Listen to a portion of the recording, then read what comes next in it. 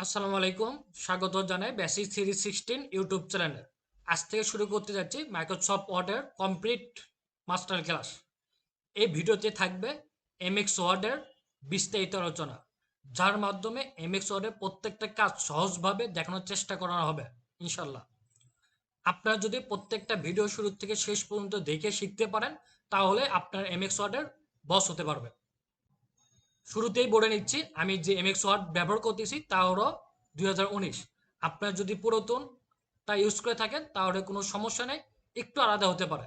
আজকে আপনাদের সাথে এমএক্স ওয়ার্ডের ইন্ট্রোডিউস পর্ব আলোচনা করব। চলুন জেনে নেওয়া যাক। আমরা তিনভাবে এমএক্স ওয়ার্ড ডকুমেন্ট ওপেন করতে পারবো। এক নম্বর প্রসেসটা হচ্ছে স্টার্ট বাটনে ক্লিক করার পর আপনারা অল অ্যাপসে চলে আসবেন। অল অ্যাপসে আসার পর স্ক্রলিং করতে থাকবেন নিচের দিকে, এসে দেখবেন যে এখানে কি আছে, ওয়ার্ড ফাইল নামে একটা ফাইল আছে, এটা আপনারা ওপেন করে নিতে পারবেন। আমি যদি এখানে ক্লিক করি তারপরে আমার সামনে এরকম একটা ইন্টারফেস চলে আসবে।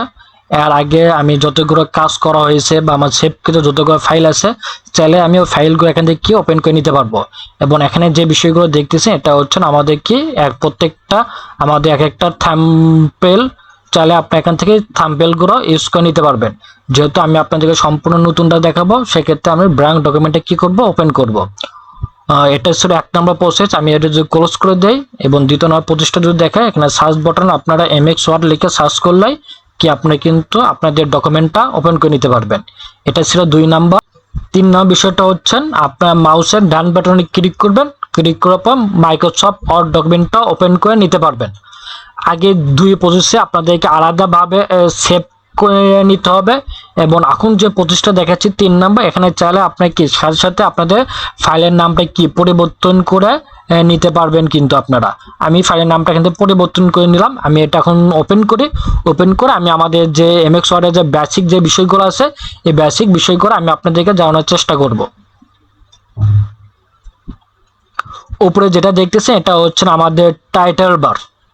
যেমন ওবায়দুল্লাহ, আপনার যদি আগে ফাইলগুলোতে লক্ষ্য করবেন, এখানে যদি নাম না দিয়ে থাকেন সেক্ষেত্রে ডকুমেন্ট 1, ডকুমেন্ট 2, ডকুমেন্ট 3 এরকম থাকবে। যেহেতু আমি নামটা দিয়ে সেভ করেছি সেক্ষেত্রে এখানে ওবায়দুল্লাহ দেখাচ্ছে।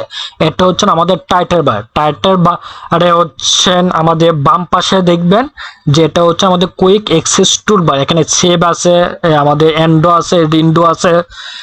চাইলে আপনি এখান থেকে কুইক অ্যাক্সেস টুলবার ক্লিক করার পর আপনার চাইলে এখানে অনেকগুলো আছে, আপনি এইগুলো কি এখান থেকে অ্যাড করে নিতে পারবেন।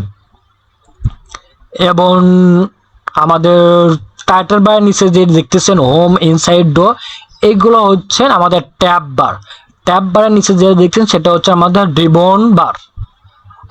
এবং আমাদের টাইটেল বারের ডান পাশে যেটা দেখতেছেন এটা হচ্ছে আমাদের উইন্ডো টুলবার। উইন্ডো টুলবারে হচ্ছেন আপনারা চাইলে এখানে যে আমাদের ট্যাব আছে বা আমাদের রিবন ট্যাব আছে, এগুলো আপনারা হাইড করে নিতে পারবেন।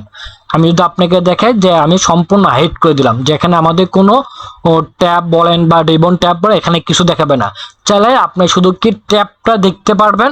আপনি চাচ্ছেন আমি কি রিবনটা দেখবো না, সেক্ষেত্রে আপনি শুধু ট্যাবটা দেখতে পারবেন।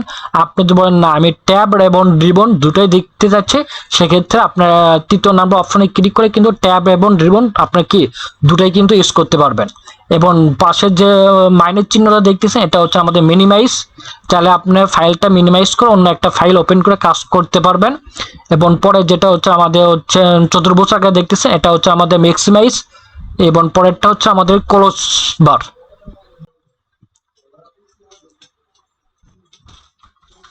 এবং উপরে যে রুলারটা দেখতেছেন এটা হচ্ছে আমাদের রুলার। রুলারের কাজটা হচ্ছে একটা পেজটা আপনি কিভাবে উপরে কতটুকু, কত ইঞ্চি, ডান পাশে কত ইঞ্চি, বাম পাশে কত এবং নিচে কত ইঞ্চি, এটা আপনারা এখান থেকে করে নিতে পারবেন। এবং আমি যদি আপনাকে এই পাশে যে বিষয়টা দেখাই, এটা হচ্ছে আমাদের স্কোর বার। স্কোর বারে হচ্ছে আপনার এখানে কতগুলো পেজ আছে সেই পেজগুলো আপনারা দেখতে পারবেন।